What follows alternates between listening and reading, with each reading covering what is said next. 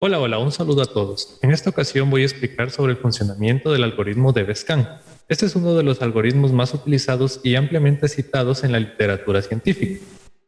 Pero antes de verlo en acción debemos conocer cuál es la forma en la que trabaja. Hola, soy John Carrión, estudiante de la carrera de Ingeniería en Sistemas de la Universidad Nacional de Lima. Debemos empezar con una definición de lo que es el algoritmo. El algoritmo de Bescan se define como el agrupamiento espacial basado en densidad de aplicaciones con ruido, o Density-Based Spatial Clustering of Application with Noise, cuyas siglas forman el nombre del algoritmo. DBSCAN es un algoritmo de Machine Learning que agrupa datos próximos entre sí, de acuerdo a sus atributos en varias dimensiones, lo que se conoce como clusters o data clustering. Fue propuesto por Martin Ester, Hans-Peter Krieger, Georg Sander y Xiaowei Xu en 1996. Es un algoritmo de agrupamiento basado en densidad, porque encuentra un número de grupos comenzando por una estimación de la distribución de densidad de los nodos correspondientes. A diferencia de otros algoritmos de clustering, DBSCAN resulta muy útil para buscar patrones de agrupación en el espacio físico. Una comparación con algunos algoritmos de clustering nos permite concluir esto. El modelo matemático es bastante sencillo y nos dice que para que un punto P sea considerado núcleo, deben haber puntos Q pertenecientes al dataset y la distancia entre P y Q debe ser menor o igual a epsilon. Para empezar a ver el funcionamiento del algoritmo se deben tener claros algunos conceptos. Densidad es el número de puntos en un radio específico, que es definido por epsilon. Los puntos core son los puntos interiores de un clúster. También se los conoce como puntos núcleo. Para que un punto sea considerado núcleo, debe tener una cantidad mínima de puntos a su alrededor para formar un clúster. Los puntos border son los puntos de frontera.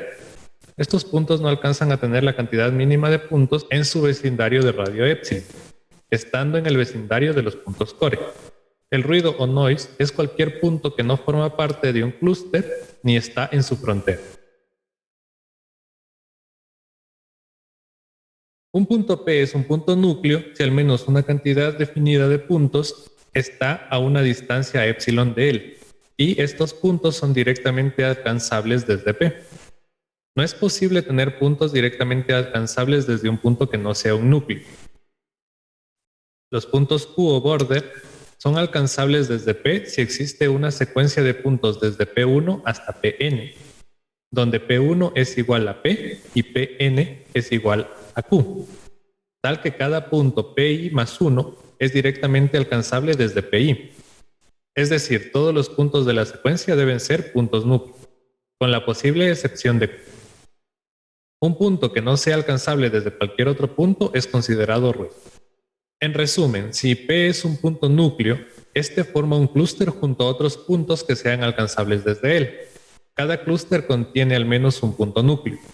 Los puntos border alcanzables pueden pertenecer a un clúster, pero actúan como una barrera puesto que no es posible alcanzar más puntos desde estos. Ahora entramos a ver el funcionamiento del algoritmo.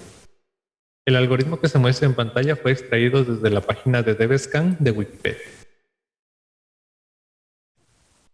DBSCAN requiere dos parámetros básicos, epsilon y el número mínimo de puntos requeridos para que una región se considere densa. El algoritmo comienza por un punto aleatorio que no ha sido visitado y se recupera la información de su epsilon vecindad por el parámetro epsilon. Si la cantidad de puntos es mayor o igual a la cantidad mínima de puntos requeridas, se inicia un clúster sobre este punto. De lo contrario, el punto es etiquetado como ruido. Se debe tener en cuenta que el punto en cuestión puede pertenecer a otra vecindad que lo incluya en el clúster correspondiente. Si un punto se incluye en la parte densa de un clúster, su epsilon vecindad también forma parte del clúster. De esta forma, todos los puntos de esa vecindad se añaden al clúster, al igual que las epsilon vecindades de estos puntos que cumplan con los requisitos. Este proceso continúa hasta construir completamente un clúster densamente conectado. Entonces, un nuevo punto no visitado se visita y procesa con el objetivo de descubrir otro clúster o ruido. El resultado final del algoritmo es algo parecido a lo que se ve en la imagen. Con esto pasamos a la parte práctica de esta explicación. Para ejecutar el algoritmo DevScan nos valemos de la herramienta de Google Colab.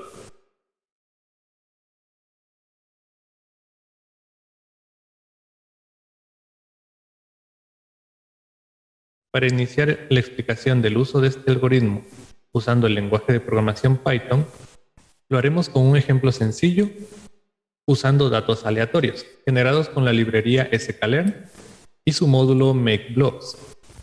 En este caso se generan 3 grupos con 750 datos. Se dividen los puntos en X y Y y se los puede graficar.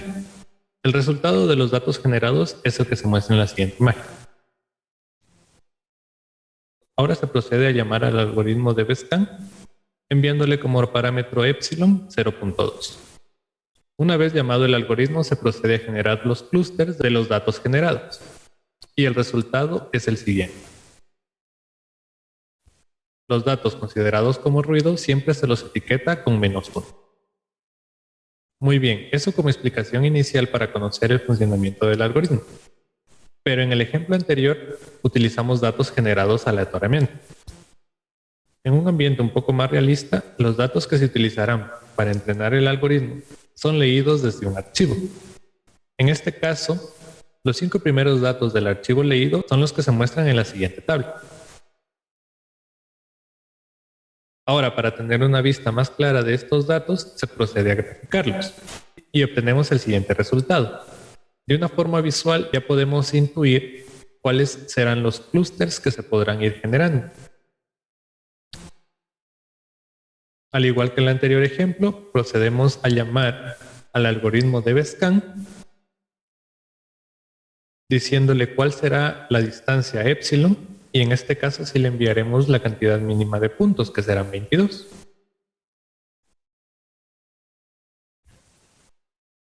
Y una vez que el algoritmo fue ejecutado, obtenemos el siguiente resultado, que se puede evidenciar ya los clústeres generados.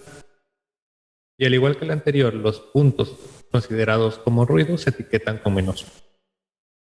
En este caso obtuvimos 6 clústeres. Genial, con esto hemos podido ver cómo podemos utilizar el algoritmo con datos que son leídos desde un archivo, pero siguen siendo datos de ejemplo. Ahora, para finalizar, ejecutaremos el algoritmo con un dataset un poco más realista. En este caso tendremos una situación problemática a la que queremos darle solución. Este conjunto de datos contiene información sobre los montos de gasto anual de varios clientes, de diversas categorías de productos para la estructura interna. El objetivo es agrupar los datos para poder ver los productos que son comprados juntos por un cliente. Por ejemplo, si una persona va a la tienda a comprar algún comestible, es posible que también compre leche. Por lo tanto, podemos colocar la leche cerca de los comestibles de la tienda. De la misma manera, es muy poco probable que la misma persona compre las verduras frescas al mismo tiempo. Si se puede predecir el comportamiento del cliente, se podrá organizar la tienda y en consecuencia aumentar las ventas de los artículos. Bien, con esto tenemos una explicación amplia de lo que se necesita hacer con este dataset. Al igual que el anterior, procedemos a leerlo y mostramos los primeros 5 datos. Ahora, para tener claros los datos del dataset, procedemos a definir cada uno. La primera columna corresponde a channel o canal y se refiere al canal de clientes que vendría siendo hoteles, restaurantes, cafetería o algún canal de venta al por menor. La segunda columna se refiere a la región o la región de venta, que sería Lisboa, Oporto u otro. A partir de la tercera columna podemos encontrar lo que realmente nos interesa, que serían los productos que se venden. Recuerda que en cada columna nos mostrarán los datos correspondientes al gasto anual de los productos correspondientes a cada categoría. Comenzamos con fresh o fresco, que son los productos frescos como verduras o vegetales. La siguiente columna es milk o leche, correspondiente a los productos lácteos. Seguidamente encontramos grocery o comestible, referente a todos los productos que consumimos. La siguiente columna es frozen,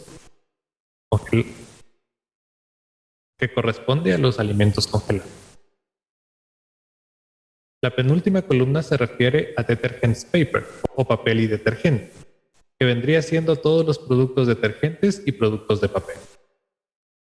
La última columna corresponde a delicatessen o delicatessen, referente a todos esos productos que no son incluidos en las categorías mencionadas anteriormente.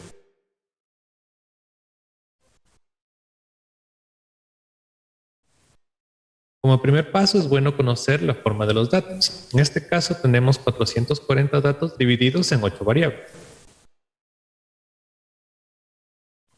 Es bueno saber si tenemos datos nulos. Y finalmente debemos conocer el formato de los datos. Una práctica muy buena es graficar la relación entre los diferentes datos del dataset, para poder ir percibiendo cuál es la posible relación entre ellos.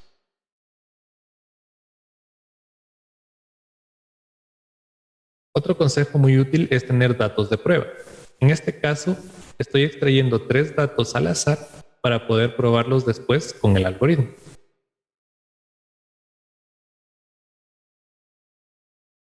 El siguiente paso es eliminar las columnas de región y canal que, como habíamos dicho, no nos interesan para este estudio.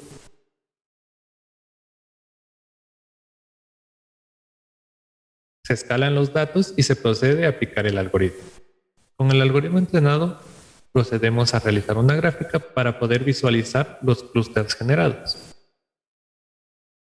De igual forma, mostramos que tenemos 2 clústeres generados y tenemos 100 datos de ruido. Y al final podemos utilizar los datos de muestra para descubrir en qué clúster pertenece, que en este caso nos dice que solo son ruido. Muchas gracias por su atención. Si tienen alguna pregunta, me la pueden hacer llegar a mi correo institucional, que muestra en la pantalla. Esta explicación se pudo realizar gracias a la lectura de los siguientes artículos.